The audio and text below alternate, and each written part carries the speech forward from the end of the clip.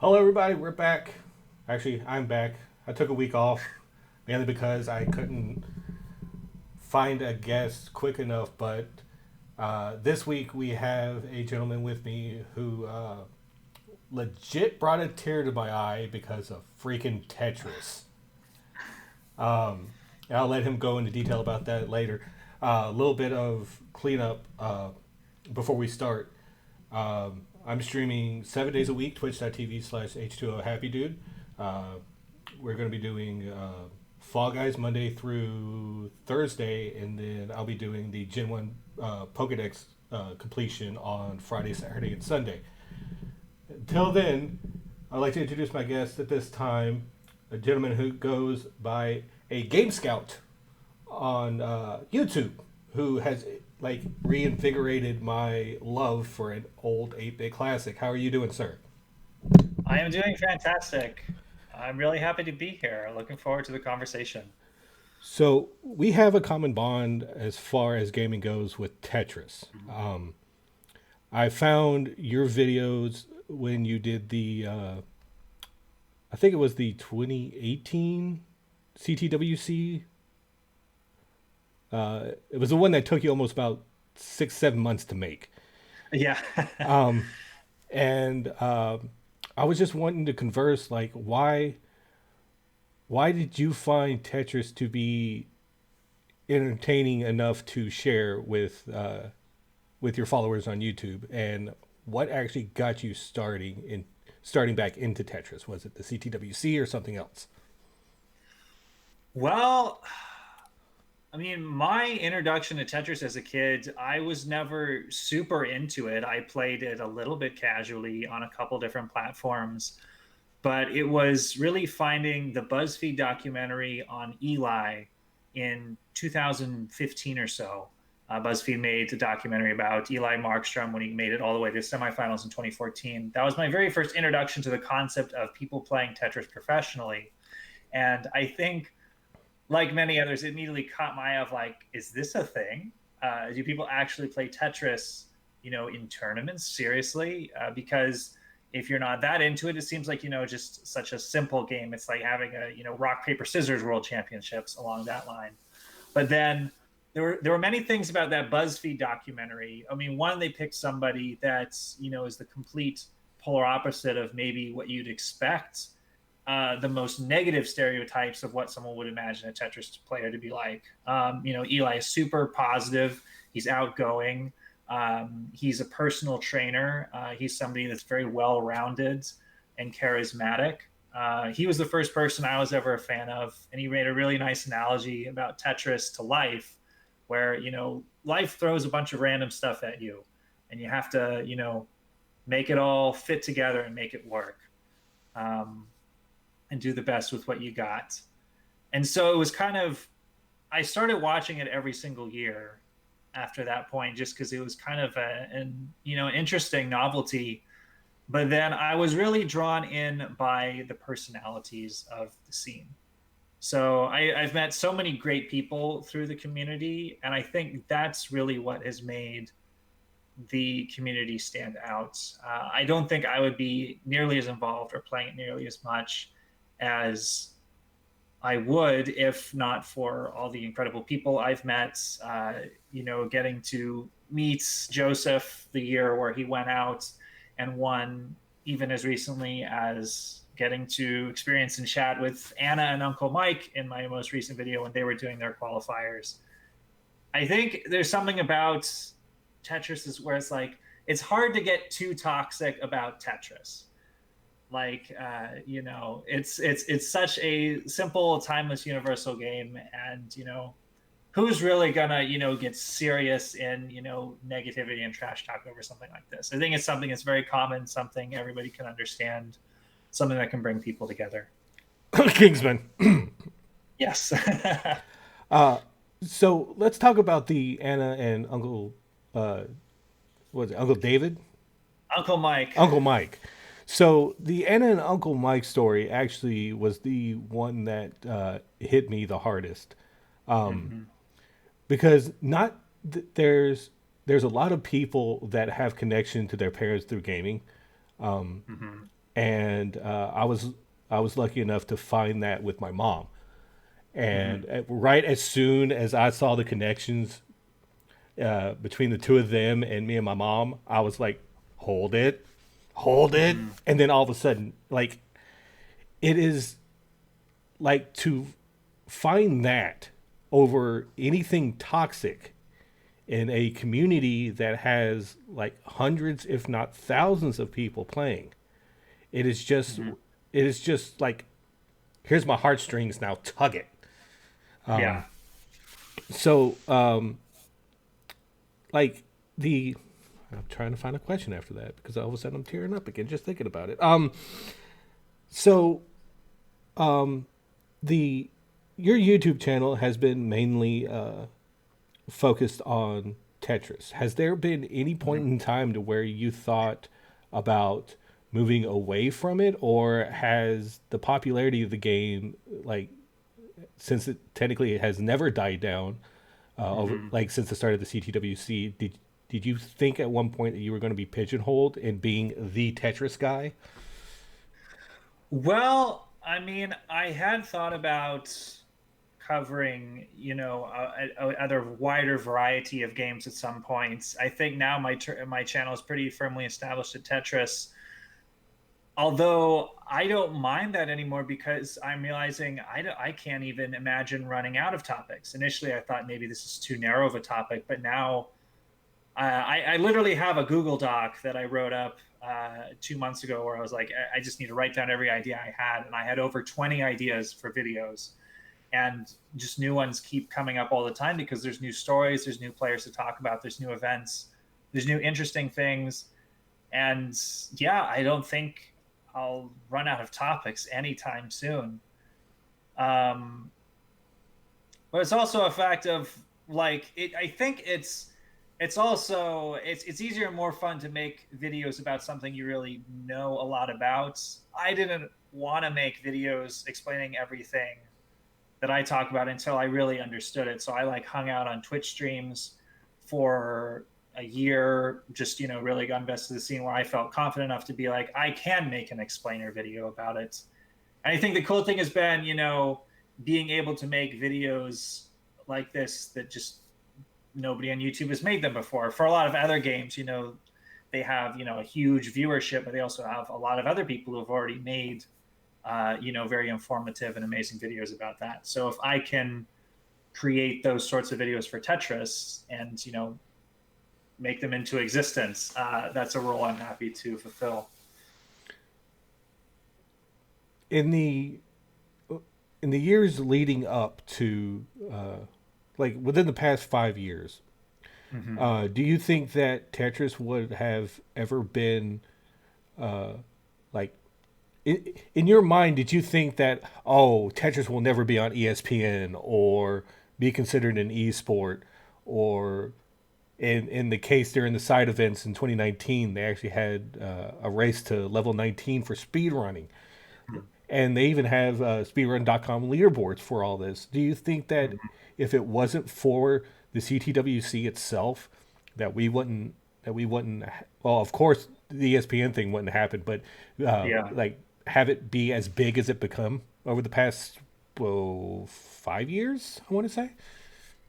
Oh yeah, I mean, it's been beyond anything I ever expected. I mean, I really started paying more attention closely to the Tetris scene when it initially had, a bit of a viral burst with the Boom Tetris for Jeff video taking off the YouTube recommended.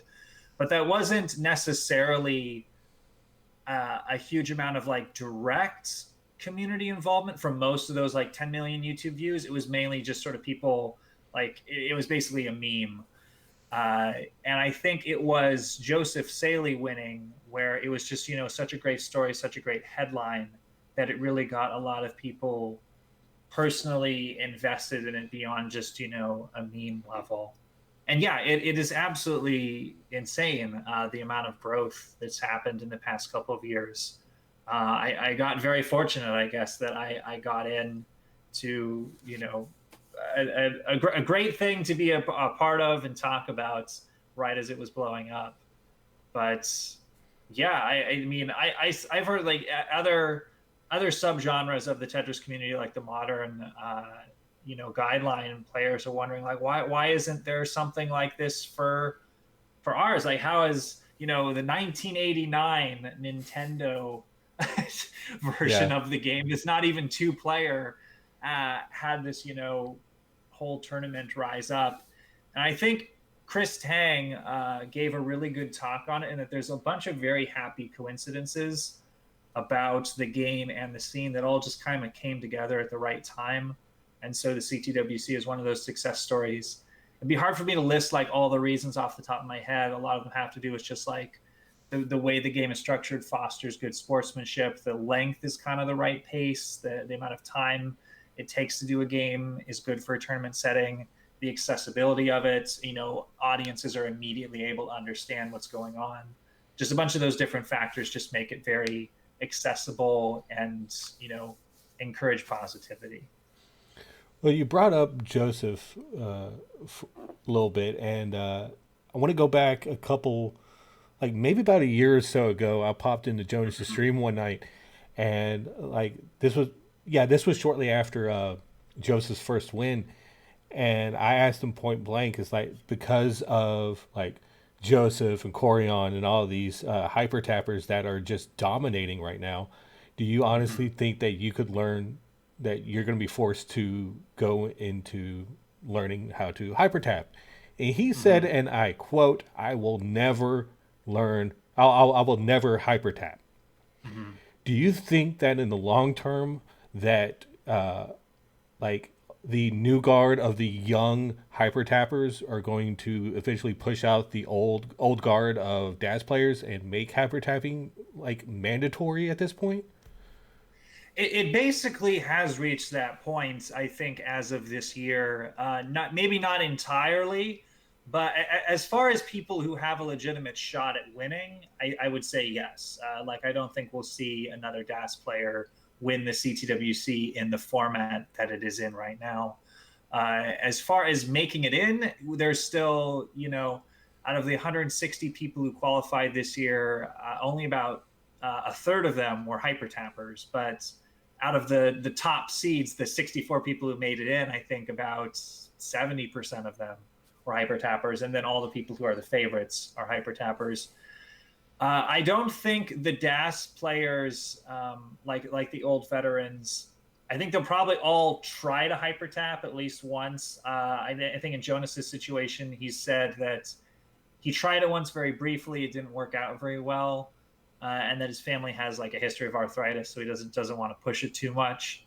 Um, and then other players have said, well, they just prefer dassing.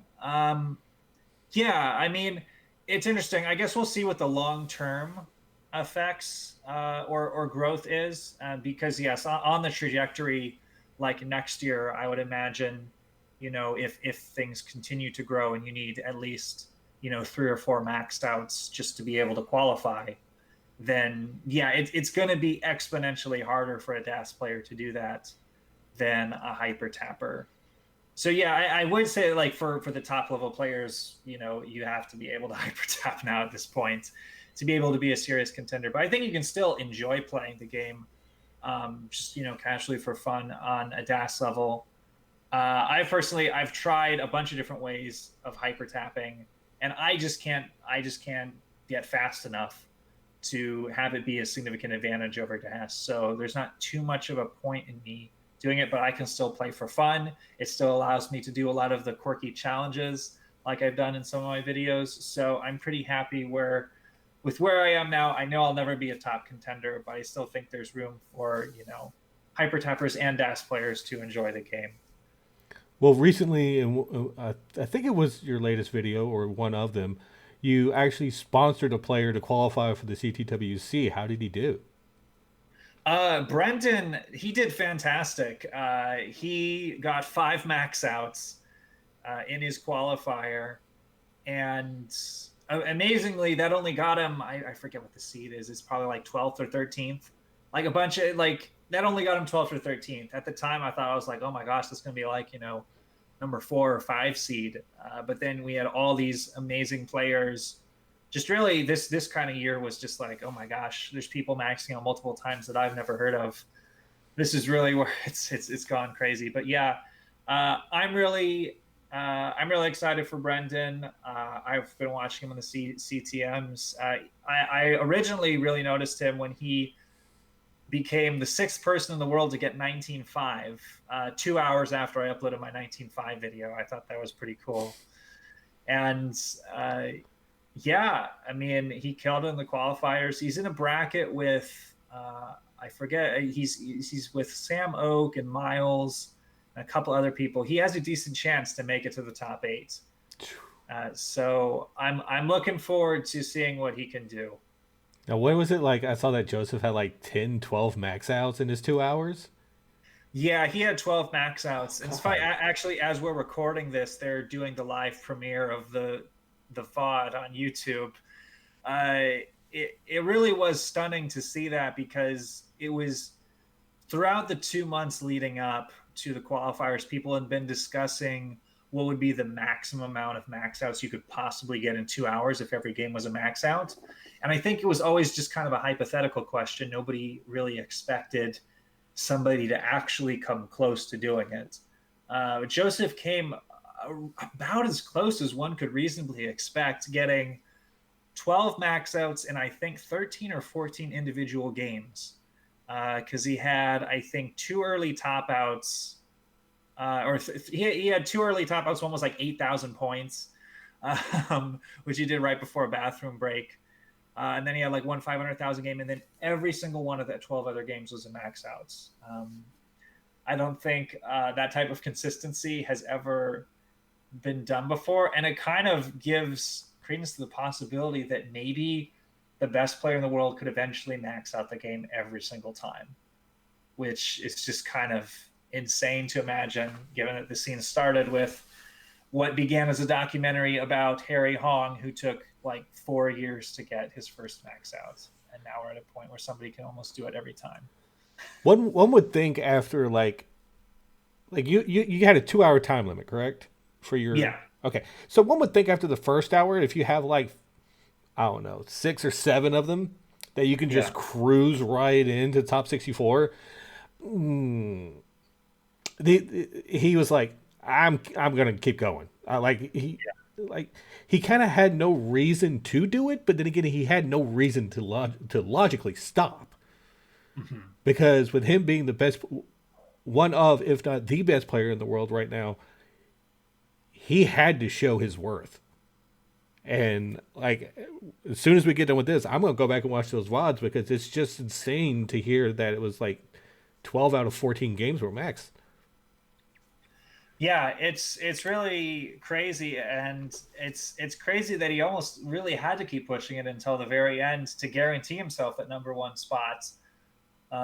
Because just a few days after, Tristop got 7 maxes, which he was one of this standout players. He's always been in the CTMs, but he hasn't come close to winning. So I think he really made a statement there. Eric also got 7 2 days later, and he could have had a lot more. He came really close a couple times to getting like 10. So yeah, I mean, it was, I think, a very nice statement for Joseph to be able to put up that many, because I think after a certain point, it's kind of, you get to the point where you got 1,000 people watching on your personal channel, you got 1,000 more people watching on the CTW Twitch. You're putting on a show for a crowd of people, and that's always fun to be able to do. But also just to say something like, hey, I'm still the best. I may have lost in the second round of CTM last month, but I just dropped 12 maxes. Everybody else now knows what they have to face if they're in my bracket. Who has a shot to take down Joseph? Um, Theoretically, I would say any of the top 16. So the top 16 would be everybody who had 3 max outs or more in their qualifying. Joseph has won most of the times he's been in the Classic Tetris Monthly over the past year, but he has gone out 3 times, I believe, to Sodium Overdose, Jake Games 2, and most recently Broden Damp Allen, who all 3 of those are also teen tapping phenoms and are also just as capable of putting up a max out over a string of 3 games.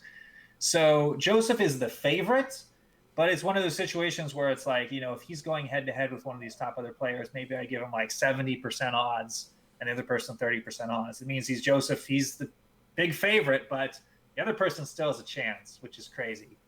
Um, there's just so many good players now. Yeah, I think with the uh, like if the game was solely based on skill, like I'm convinced Joseph would win every time. But because the RNG factor and the nature of the game itself, like I would not be surprised one bit if we see a upset for Joseph early, and I mean like first 2 rounds early. Like I'm kind of I naturally go for the root for the underdog story, but when there's 63 others that are considered to be the underdog in this thing, with Joseph being the number one favorite going into it, I'm I don't want to be that guy to come across to be a severe like a hole about it, but everyone loves a good underdog story, and I just can't wait for the brackets to set up to where we can actually pick brackets and pick brains for a little bit. So we have come to the moment where it's like with the CTWC moving online. Do you think it's going to stay that way, or do you think it's just because of the COVID-19 situation that it's that it had to be put online? So I think there's benefits and drawbacks to both systems because there's definitely been a lot of growing pains and learning curves with doing it online this year. One of the biggest being, just everybody having to get original equipment. And for some people in remote areas, such as Zafanya Nenu in Indonesia, who's definitely one of the top 10 players in the world, it took, many weeks and, people personally buying him the equipment because the conversion rates are so tough. And, but now that everybody, like all the top players have all that equipment, like they're set if they ever have to do this again. And I think the live event, you never want to go away from that if there's the option to do that because it's just so much of a unique experience to meet people in real life, get to do the show in real life. There's just a unique kind of energy to that. But there's also something cool about being able to savor things for a bit. I know going the past 2 years, it was really tough just how crammed everything was. Trying to cram everything into 3 days, it's just so little time and there's so many people to talk to, so much to do. You always just feel like you're running around and you can never quite do enough. I would love to see kind of a hybrid maybe next year. I think other people have talked about being supportive of that sort of idea where you kind of like maybe do the online qualifiers and then you determine the brackets before you go in person, so that way you don't have to spend a day standing in line or something. And That way you can just show up and play the matches. and plus, it also benefits the people to where it's like if I decide to do the online qualifiers, it's like I'm not going to. Well, like if the money issue wasn't a problem, yeah, I'd go anyway. But like for those who like have spent $300 to $400 on streaming equipment and then doing the online qualifiers and then not being able to go because they've spent all this money, just doing the qualifiers. So I mean, Yeah. like that's also a thing. Do you think that there's a possibility to have a 100% separate online and offline world champion? I think it would depend on what they would want to do because basically I feel like there's different tournaments right now that kind of exist in different levels of prominence. Um, the one with by far the most publicity about it is the Classic Tetris Monthly, and I think that kind of has become an online world monthly championship of sorts, at least for now. It's the most accessible and inclusive by far, I think, because the judges are pretty lenient. Pretty much anybody can get in. You can even use an emulator if you have to. and everybody gets to participate, which is really cool. There's no cutoff. So I think the CTM has kind of been able to fulfill that role of being the online champion of the month. I think the cool thing about the CTWC in these recent years is that it's been able to bring the offline and online players together, such as all the veterans. Often, many of them don't have all the streaming equipment. They've never used Twitch before. They've never used Discord before.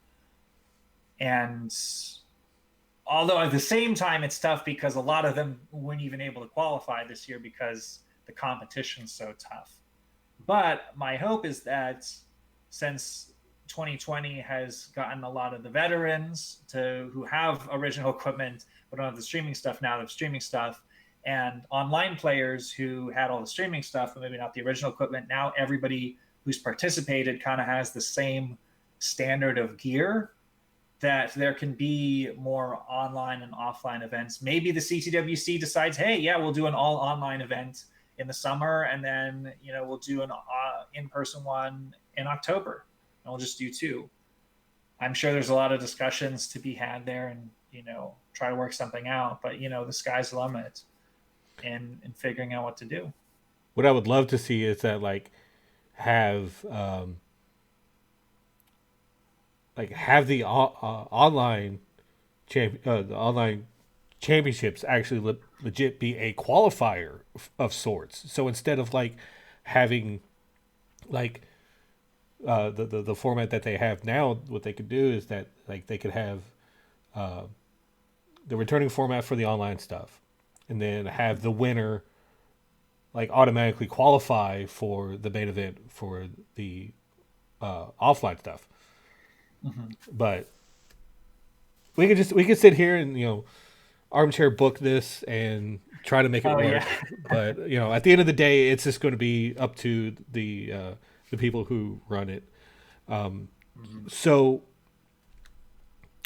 the last thing that I have off the top of my head. So we're running about half an hour right now, and I'm going to allow you to get back to work. Since we started a little early, who is your pick that is not Joseph for this year's CTWC Championship?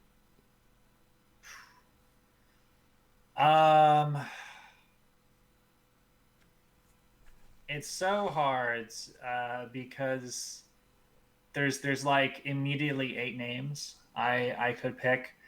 The one I would want to pick, because I think it would be really cool if he did win, is Dog playing Tetris, Michael Arteaga, because he for such a long time his age was a secret because he was so young, and now he finally did his face reveal during his match with Corian in the last CTM. He's this 12-year-old kid that's just absolutely stunning in the game. And he's had so many incredible matches this year. He had the match where he scored 3 max outs in a row versus Eric and lost. He, put up these phenomenal multiple max out games against Corian, lost because he missed a kill screen Tetris by a single tap. He is probably he's definitely by far the best player in the world that hasn't won a monthly tournament yet. So, it's just about waiting for his time, I think, where he finally has the run where he shows what he's capable of. And, CTWC may be the time he finally breaks through. Let's see. What the hell was I doing when I was 12? C7, so that's 1992. Not much. So, on that note, I would like to thank you for joining me today in this half hour of good, solid Tetris talk. Yeah, absolutely. Got any plugs you want to make? Yeah, I mean, I have a Tetris YouTube channel, AGameScout, where I talk all about this stuff in depth and try to highlight, the noteworthy stories of the community. And it's been some of the most fun I've ever had making YouTube videos. And I'm looking forward to making more about the 2020 tournament. So if you're interested in hearing more about that, I would hope to see you there. I'll make Thanks so much again I'll make sure for to. inviting me on. I'll, no problem. I'll make sure to post your links and everything in the show description to make sure people can go directly to you. So I never like to this day this is my third one of these, and I never know how to end it properly. But just remember the next time you show up here, shirts are mandatory, but pants are merely optional. Thank you a lot. See y'all next week. Bye.